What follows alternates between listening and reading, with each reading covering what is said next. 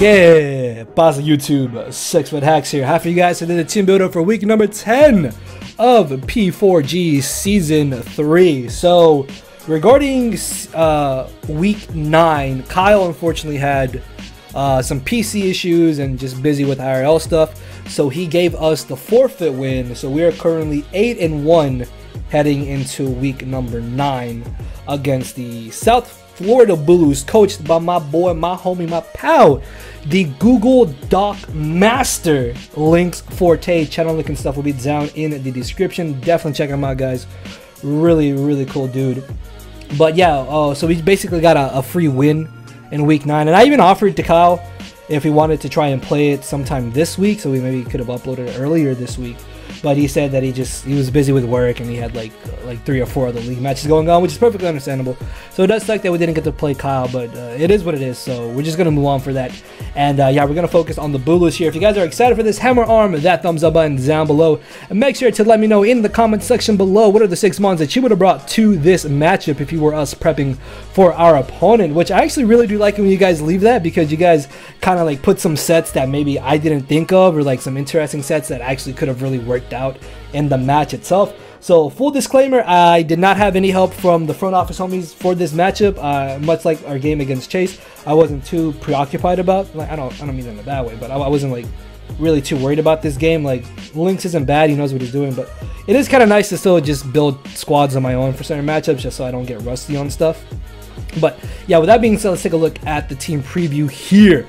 So the first thing that absolutely terrifies me of this team is Modest Choice Specs Exploud. It can 2-hit KO Umbreon after Stealth Rocks, which is kind of absurd. So I'm really scared of Exploud. Medicham along with Exploud, I have no switch-ins to Adamant Life Form Medicham or Banded Medicham for that matter. Actually, hold on, a quick shout out to the Flying Burb. He did kind of help me out a little bit, not too much, but he's gonna get upset if I don't say, hey, thanks for like the 2 words of input you gave me. No, but yeah, Medicham is really terrifying. I guess Scarf Medicham does have some merit this match, but I feel like if we did bring Medicham, Life Orb is what I'm really concerned about, honestly. And then Krookodile, I am scared of Krookodile.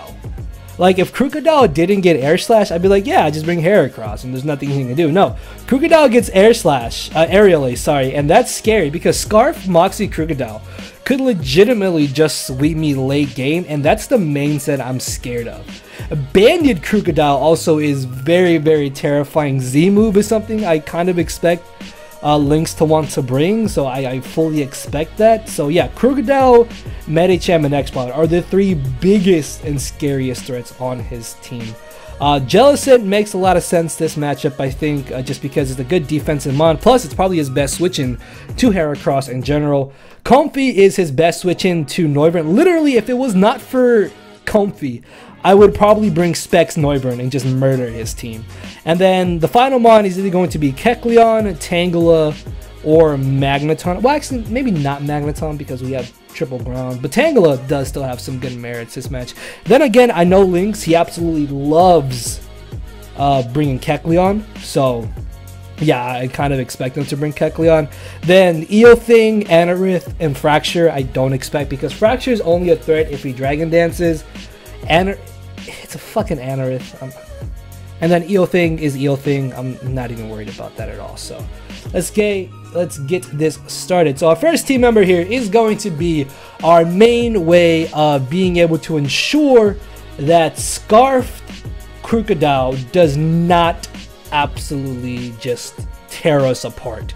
And that is going to be Nice and Modest Scarfed Noivern. Now, this set is still really cool because the thing about it is that between Flamethrower, Hurricane, and Draco, we had absolutely everything on the Bulus squad. So while we don't have as much power as, let's say, Life Orb or Specs, we can still act as a pretty solid revenge killer. Once the Comfey drops, once the Magneton drops, I don't expect Magneton, but if he does bring it, once Magneton and once Comfey drops, I bring this in, I outspeed everything, and I click Draco. There's no two ways about it, like literally, stupid fly.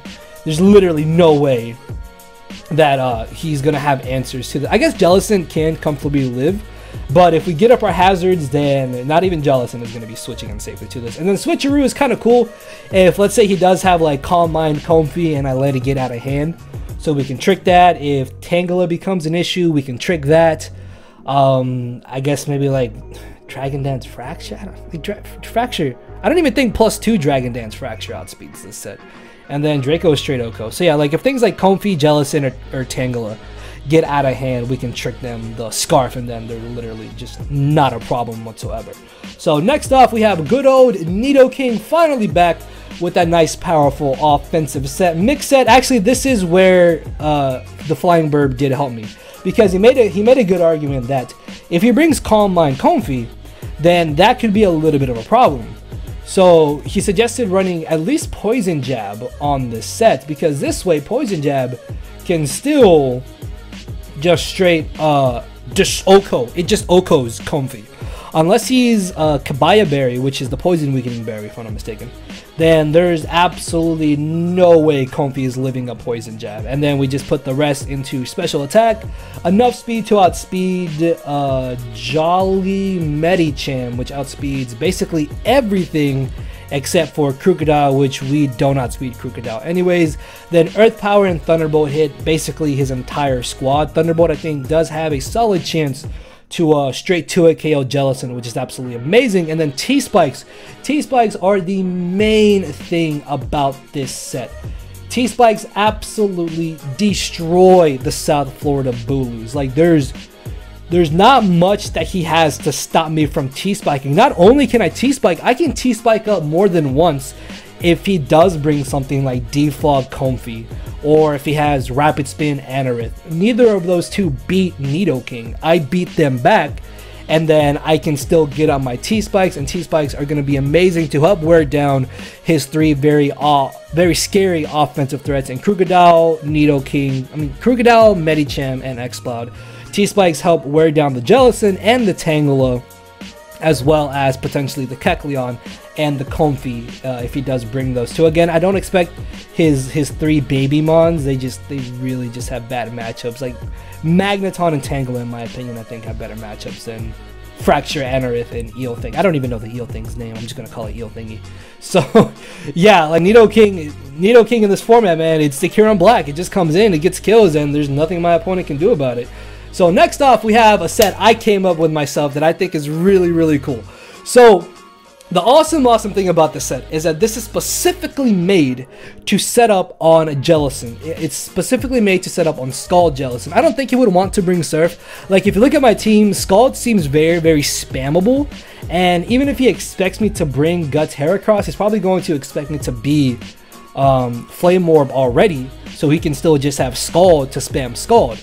So that's where this set comes into play, is that there is no chance that he ever breaks my substitute with a Scald. If he has Surf or Hydro Pump, that's another story, but I don't expect either of those two moves. Scald and Shadow Ball just make so much sense in my opinion. So I can sub up on Jellicent, Swords Dance up to +2, and then Knockoff is always a 2-hit KO guaranteed. He never breaks my sub with one hit.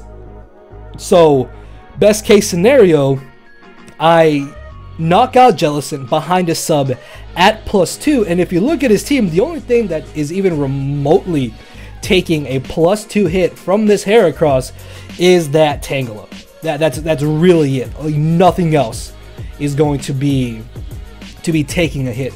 Also, the speed EVs on this Heracross are to outrun Adamant Medicham, if I'm not mistaken. Because if you look at the speed tiers, Medicham hits base 80 speed, which means there's not really much reason for him to run Jolly, although I wanted to go with 146 speed on Nidoking to guarantee outspeed Medicham in case he did bring Jolly. just kind of like a failsafe. Otherwise, it could have just gone modest Nidoking and just basically got my kills more freely than I already would be able to. But this set does outspeed Adamant, Mega. Why am I thinking Mega?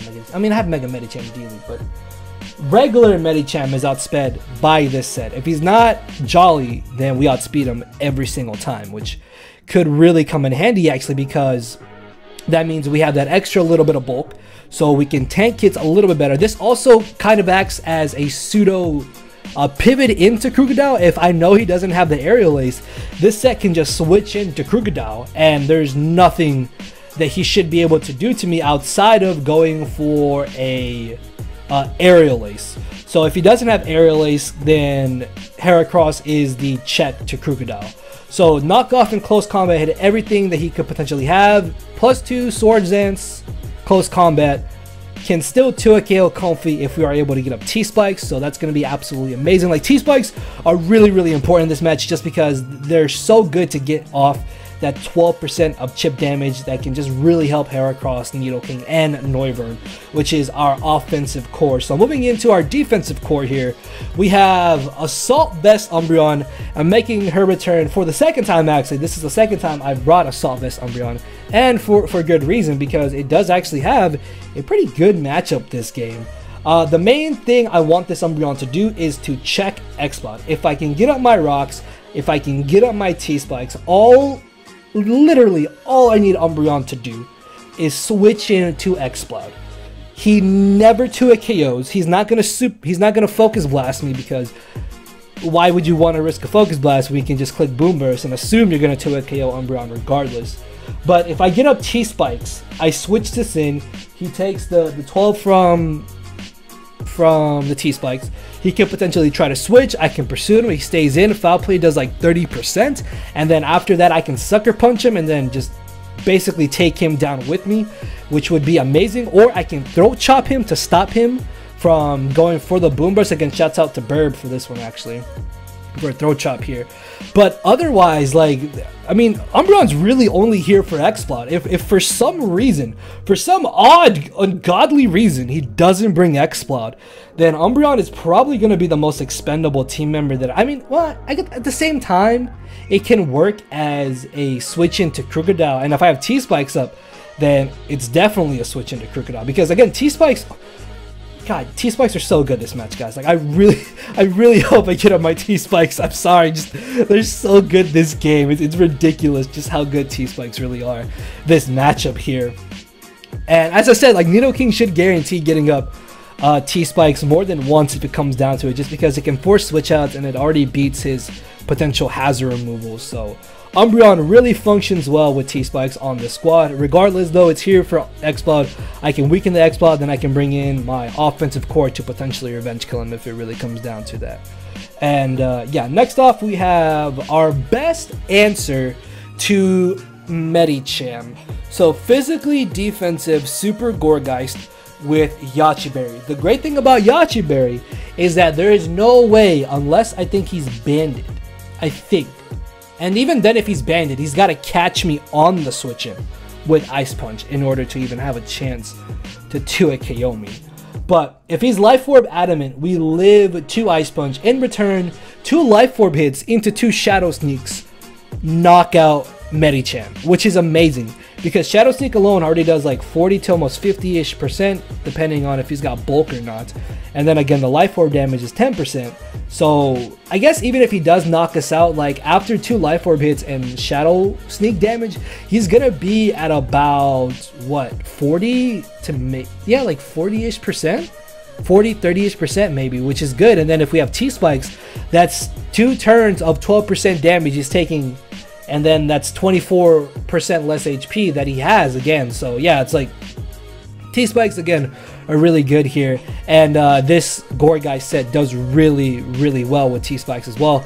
If for some reason he doesn't have Medicham or he doesn't have the Ice Punch, which I think he should definitely bring, then I can spread Leech Seeds with T-Spikes. That's going to be wearing down his team so fast, and then not only that, it's going to be gaining recovery to my offensive threats and my Umbreon and our last Mon here, so that's really good. So in a sense, Gourgeist can function as a mon that can get recovery to the rest of our squad. And then Frisk is really good to find out what items he's running on his team, find out what potential Z moves or berries, leftovers, or whatever he's running. Choice items as well. Like, I love Frisk. The double Frisk core will hopefully come in very, very handy this time around. And then C-Bomb just kind of hits everything else. Like, there's not really much else to say. C-Bomb is just kind of there for stab. So finally off, we have Marshtomp. Marshtomp is kind of, I guess, quote unquote, our main switch into Crocodile, because knockoff into an Earthquake never OHKOs us, but I think it does put us into Torrent range, which means we can hit him up with the Scald, which is really nice actually. That'd be kind of cool. But this is our Stealth Rocker as well. Originally, I had Slowking on this set, but I figured that if I lose my Heracross and even potentially lose my Umbreon, that I would still need to have some type of backup answer to Crocodile. So if I am able to get up T-Spikes between Marshtomp, Umbreon, and Nidoking, it's late, I'm sorry, I'm gonna go to sleep after this, Heracross, then with T-Spikes up, those 3 mons should be able to effectively pivot and check the Crocodile, depending on the set that it's running. If it's Life Orb, it's just going to be beating itself way, way faster, which is amazing actually. So that's also kind of my idea behind the set, is that it's just a nice pivot mon in general. And Rock Tomb is really cool because I really didn't feel like I needed Earthquake, since, like, if you look at his team, Earthquake only hits Magneton. And I mean, I can Scald that, which is fine. Like, I'm not really concerned about that. I have Nidoking for Magneton too. Umbreon can wear it down. I don't think he ever outspeeds Scarf Noivern, so that's really good. So yeah, I really feel like I didn't need Earthquake. And the cool thing about Rock Tomb is that if he is Scarf Crocodile, or if he is like Scarf Medicham or Exploud, at full HP, I live any one hit from all 3 of those. And then I can Rock Tomb, make them slower than my Heracross, than my Nidoking, and then at that point, I could potentially just get a free kill. So that's really good. Being able to lower that speed is absolutely amazing. And even with the relaxed nature, we still outspeed the Kecleon and the Tangela, if I'm not mistaken, so we didn't even really need to have the extra speed. And then we just have rocks because they're rocks. So yeah, that's really all that Marshtomp is here for. I find it kind of crazy that I've been bringing Marshtomp more than I've been bringing Slowking, and I actually really love Marshtomp on this team. Like, I'm surprised just how good Marshtomp really has been on the squad. And it was the one NFE mon that we required 2 NFE mons, but this was the one NFE mon that I really, really wanted, and I'm so happy I was able to get it because it's really proving its worth, man. Like, Marshtomp is just so ridiculously bulky. So yeah, guys, that is going to be our squad for this week of the P4G. Hammer arm that thumbs up button down below. Let me know in the comment section below what are the 6 mons that you would have brought to this matchup. And with that being said, I will see you all tomorrow. So thank you all for watching. Later, everybody. No matter where you're at, I'm not here to make friends, it's time to attack and deplete your HP with a final smash. Don't make me turn around and pull a 6-foot-Hax. 6-foot-Hax, hacks. Yeah. 6-foot-Hax, hacks. Yeah. 6-foot-Hax, hacks.